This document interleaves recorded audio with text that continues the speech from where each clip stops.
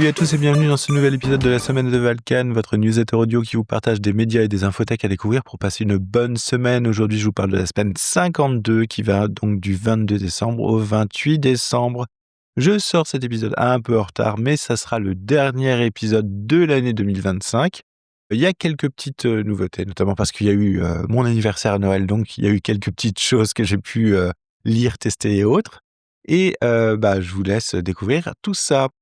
Alors, cette semaine, j'ai vu une vidéo, c'est la géothermie, comment ça marche. J'ai trouvé que c'était une super vidéo pour expliquer comment fonctionne la géothermie, comment ça s'inclut en fait dans un réseau de chauffage, que ce soit au niveau d'une ville ou d'un immeuble, et donc la façon dont il y a des centrales qui prennent le relais s'il y a des problèmes.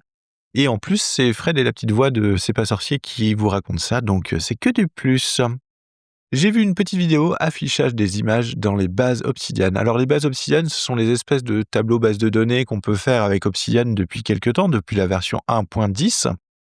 Et ils n'arrêtent pas de rajouter des nouvelles fonctionnalités, des nouvelles fonctionnalités, des nouvelles fonctionnalités. C'est pas toujours simple d'avoir tout en tête avec ce qu'ils rajoutent.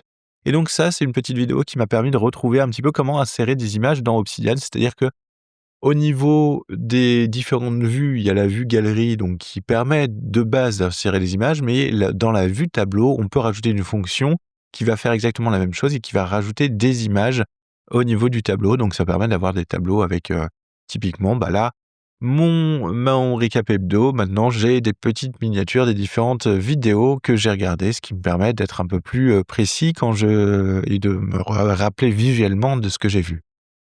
J'ai vu une vidéo qui s'appelle Beginner's Guide to GTD. C'est une vidéo bien faite sur comment implémenter GTD dans Todoist. Todoist, l'application de gestion de to-do et de tâches. Donc c'est sur la chaîne Todoist. C'est pas mal. C'est la façon dont ils ont prévu l'implémentation GTD. C'est en 10 minutes, je crois, et ça va vraiment dans les grandes lignes résumer un petit peu comment ils le font. Et j'ai trouvé ça plutôt intéressant, la façon dont c'est implémenté. J'ai vu une petite vidéo qui s'appelle Cloud public, privé, hybride et multi-cloud, l'essentiel en 7 minutes. C'est une vidéo rapide et explicative sur les différentes façons d'envisager le cloud dans une entreprise, que ce soit un cloud public avec les GAFAM, AWS, Azure, GCP, etc. Un cloud privé avec une architecture on-premise dans la salle serveur de votre entreprise. Un mix entre les deux qui va être un cloud hybride ou un multi-cloud, c'est-à-dire qu'on va avoir à la fois de l'hybride, pourquoi pas, et aussi différents prestataires, genre une petite partie sur Azure, une petite partie sur AWS, etc., etc. Les avantages, les inconvénients, tout ça, bon, voilà. Si ça vous intéresse, en 7 minutes, vous avez un tour d'horizon plutôt pas mal. J'ai vu une petite vidéo qui s'appelle Dictate to Add Task with Rumble. Alors Rumble, c'est une nouvelle fonctionnalité dans Todoist qui marche plutôt bien et j'étais assez bluffé en fait. On dicte les tâches et il arrive à comprendre, donc quand on crée une tâche, quand on veut reprendre une tâche qu'on vient de créer et qu'il n'a pas bien compris, ou quand on va créer une deuxième tâche. Parce qu'en fait, dans une même session, on peut dicter une tâche, 2 tâches, 3 tâches, etc. Se dire, ah tiens, il a mal compris la première, je vais la redicter et il va comprendre que c'est la même tâche et la mettre à jour. En fait, c'est assez bluffant, hein. J'avoue que là, pour le coup, c'était plutôt pas mal. Ça permet, typiquement, sur la planification de la journée, à la GTD ou dans d'autres méthodologies de travail, de dicter facilement toutes les tâches qui nous viennent en tête. Et c'est plutôt intéressant parce que c'est vrai que de temps en temps, c'est un peu laborieux de taper toutes les tâches qu'on a. Typiquement, si je prends l'exemple de faire l'inventaire des placards, regarder les recettes, aller faire les courses, voilà, c'est 3 tâches. Le fait de le dicter, c'est assez rapide. Le fait de le taper et d'en faire une tâche à chaque fois, ça peut être un petit peu plus long et ça fait un peu de friction en moins. J'ai regardé aussi Wake Up Dead Man, c'est une histoire à couteau tiré, donc c'est un nouveau film de la série à couteau tiré avec Daniel Craig, que j'aime beaucoup dans ce rôle de détective blanc. C'est le nom du détective, hein. J'ai plus son prénom par contre, Daniel, enfin je sais plus comment il s'appelle. Voilà, mais en tout cas, c'est une espèce de Hercule Poirot, des enquêtes un peu à la Agatha Christie, souvent des énigmes assez tordues mais assez intéressantes. Donc voilà, je suis content, j'ai pu voir ça et franchement, c'était un bon moment.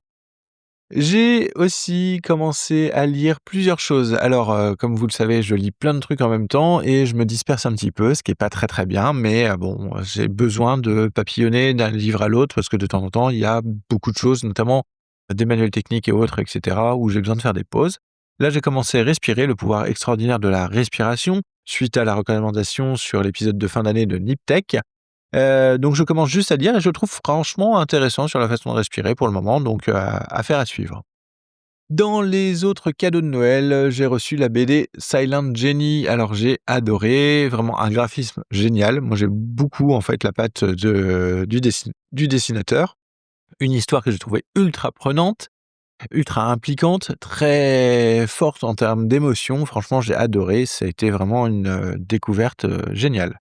J'ai commencé SOA, le guide de l'architecte IT, et oui, encore un ouvrage sur l'architecture IT que je commence. Le livre date un peu, on va voir si tout est toujours d'actualité, mais voilà, j'essaye de mixer un petit peu tout ça. Sinon, j'ai lu un article, donc c'est du Getting Things Done, un guide de démarrage simple, étape par étape, avec Todoist sur le blog Todoist. Autant j'avais bien aimé la vidéo qui permet d'avoir un résumé de JTD avec l'outil, autant je trouve que l'article est un peu long, peu concis et se perd un peu dans ses explications. Il y a des termes que j'ai trouvé un peu mal traduits ou pas traduits de la même manière dans la façon dont ils ont implémenté le template. C'est un peu perturbant, donc j'ai pas trouvé ça ultra, ultra utile. Sinon, j'écoute en ce moment Fin du Game, l'épisode sur Dredge. Je suis en pleine écoute de cet épisode et comme vous le savez, j'ai travaillé sur un jeu de rôle qui reprenait l'expérience de Dredge et je vous annonce que j'ai sorti une première version de ce jeu de rôle, sans mise en page ni rien, donc juste la version texte sur mon Itch.io, donc n'hésitez pas à aller voir, c'est en Pay by Want, donc vous pouvez le prendre gratuitement ou vous pouvez laisser quelques euros si vous avez envie de me payer un café. Enfin bon, moins les frais de transfert de Itch et cetera, donc avant que je me paye un café, vous avez le temps, mais bon, voilà, vous comprenez, c'est le geste qui compte. Donc voilà, j'ai sorti une première version du jeu de rôle et je suis curieux du coup de voir si, entre le podcast et le jeu de rôle, j'ai capturé la même chose que ce qu'eux ont aimé. Donc je vais découvrir ça. En tout cas, n'hésitez pas à aller sur le Itch.io de Valkan pour aller, récupérer en fait tous les jeux qui sont, on va dire, en work in progress. Tous les jeux qui sont en cours de tous les projets, les petits trucs et cetera que j'ai, commencé à faire, ils sont là-dessus. Par contre, tous mes projets finalisés sont sur le Itch.io de la JDR Academy puisque, je considère que mon Itch.io est une espèce de bouillon de culture dans lequel, je poste des trucs et j'attends des retours des gens, peut-être pour faire avancer les trucs ou, pour abandonner carrément le projet et que par contre quand j'arrive à un produit fini avec une mise en page, avec, potentiellement des illustrations et cetera, là je le distribue sur le site de la JDR Academy qui est, un peu le vecteur principal que j'utilise pour, partager et évangéliser autour du jeu de rôle, donc, voilà. Cette semaine, sinon, j'ai testé 2 choses. J'ai testé Todoist, en fait, hein. Vous avez bien compris que je me suis remis à Todoist. Alors je sais, c'est pas très bien parce que c'est pas de l'open source, c'est pas forcément le mieux pour la gestion des données puisque j'envoie toutes mes données sur un serveur que je ne maîtrise pas et que je ne sais pas où il est. Mais en vrai, c'est difficile parce que c'est une très, très bonne application sur son utilisation. Le fait que ça soit cross-platform, donc sur les téléphones, les tablettes, les PC et cetera.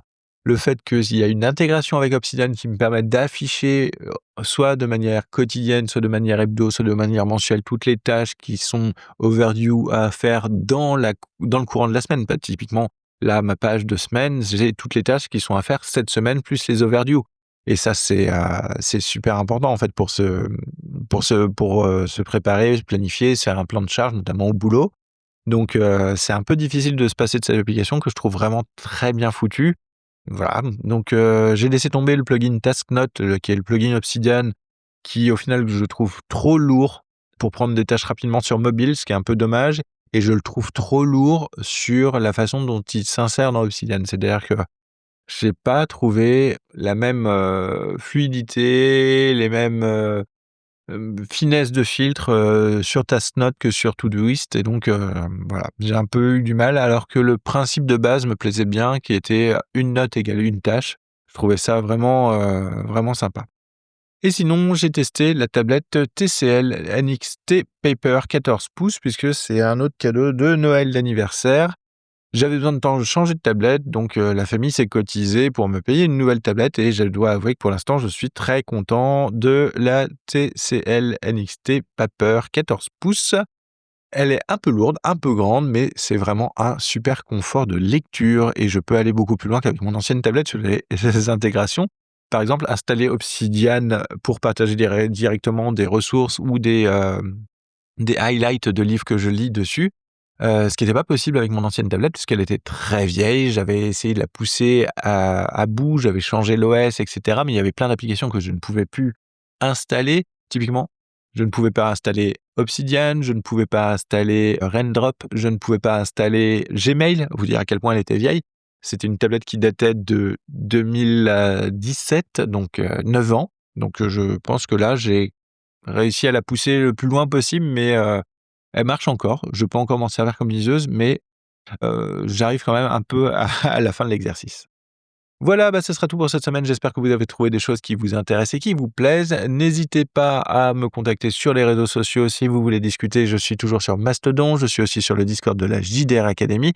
Discord qui a fait un petit lifting de fin d'année d'ailleurs. Si vous connaissez la JDR Academy, n'hésitez pas à aller dessus. On publie des épisodes tous les lundis et des épisodes de jeux de rôle. C'est des actual plays. Si vous ne connaissez ni le jeu de rôle ni l'actual play, allez écouter ça parce qu'on les monte, met en musique et diffuse comme des épisodes de séries télé. Donc, si vous aimez les podcasts et les fictions audio, mais que vous ne connaissez pas les actual plays ou le jeu de rôle, n'hésitez pas, c'est une excellente porte d'entrée. Voilà, n'hésitez pas non plus à partager le podcast La Semaine de Velkan, car c'est comme ça qu'on se fait connaître. N'hésitez pas à mettre aussi 5 étoiles sur les différentes plateformes et à me laisser des commentaires, ça fait toujours plaisir. En tout cas, je vous souhaite une excellente semaine et puis je vous dis à l'année prochaine. Allez, salut!